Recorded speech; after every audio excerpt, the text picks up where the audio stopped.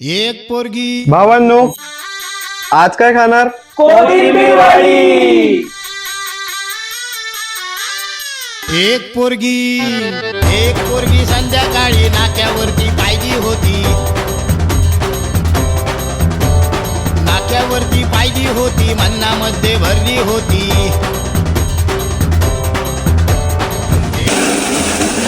नाक्यावरती पाहिली होती, नाक्यावरती पाहिली होती, मन्नामध्ये भरली होती.